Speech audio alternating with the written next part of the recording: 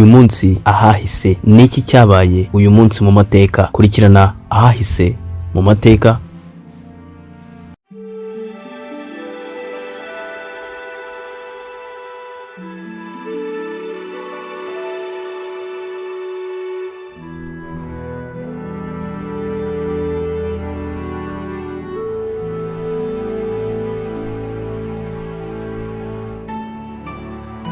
Turi tariki 24 Gashyantare 2022. Ni umunsi wa 55 w'umwaka wa 2022.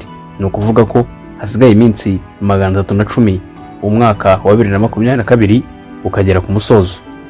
Uyu munsi ahahise.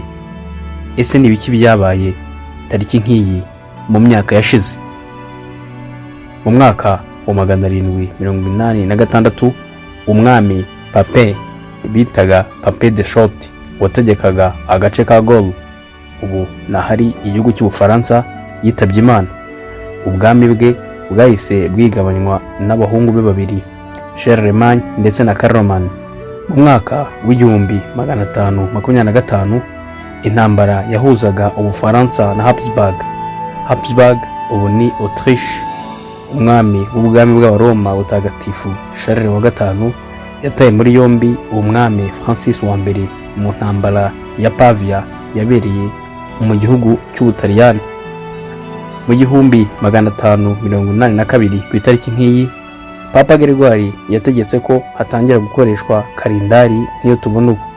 Kalendari ya Gregoire isimbura kalendari yari iriho ya Julian. Mu mwaka w'1538 umwami Ferdinand wa Habsburg, nk'uko nabivuze haruguru, ni ubwami bwa Autriche, na John Zapolay ndetse n'abandi bami bo muri Hongiriya bashyize ku mukono amasezerano ya Grosswalden. Mu mwaka w'1413 ubwato bw'Abongereza His Majesty Peacock bwarohamishijwe n'ubwato bw'Abanyamerika mu gace ka Demerara River muri Guyane.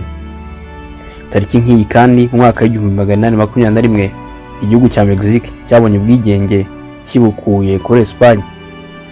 Mu mwaka w'1868 Perezida Andrew Johnson wa Leta Zunze Ubumwe za Amerika yaregujwe. Mu mwaka w'1895 tariki nk'iyi intambara yo gushaka ubwigenge bwa Cuba yaratangiye. Mu mwaka w'1908 Ubuyapani bwemereye Abanyamerika kwinjira ku butaka bwabwo. Mu mwaka w'1912 umuryango w'Abayahudi witwaga Hadassah warashinzwe muri New York muri Leta Zunze Ubumwe za Amerika. Tariki nk'iyi kandi mu mwaka w'1912 Ubutaliyani bwateye ibisasu karahabutaka ku mujyi wa Beirut kuri ubu muri Libani nk'igikorwa cya mbere cyo kurwanya ubwami bwa Ottoman. Tariki nk'iyi kandi mu mwaka w'1920 ishyaka ry'Abanazi ryarashinzwe. Tariki nk'iyi mu mwaka w'1944 Mary Smulders bari abasirikare bafite imyitozo ikakaye mu ngabo z'Abanyamerika zatangiye igikorwa cya gisirikare byo ku butaka muri Burma mu gace ka Myanmar barwanya Abayapani. Tariki nk'iyi kandi mu mwaka w'1945 ingabo z'Abanyamerika zabohoye imfungwa z'intambara muri gereza ya Los Banos mu birwa bya Philippines. Itariki nk'iyi mu mwaka w'1947 Franz von Pape wari umwe mu banazi bakuru yakatiwe imyaka 8 akora imirimo y'agahato kubera ibyaha by'intambara yari yarakoze mu ntambara ya kabiri y'isi yose. Mu mwaka w'1959 Nikita Khrushchev wategekaga URSS yanze umushinga w'ibihugu byafatanyije mu kurwanya abanazi mu ntambara ya kabiri y'isi yose gukora Berlin imwe, ndetse aha Abanyamerika, Abongereza n'Abafaransa amezi 6 yo kuba bakuye ingabo zabo mu mujyi wa Berlin. Gusa icyo gihe umujyi wa Berlin wari wacitsemo kabiri ndetse n'urukuta rutandukanya uwo mujyi rwarumaze kubakwa.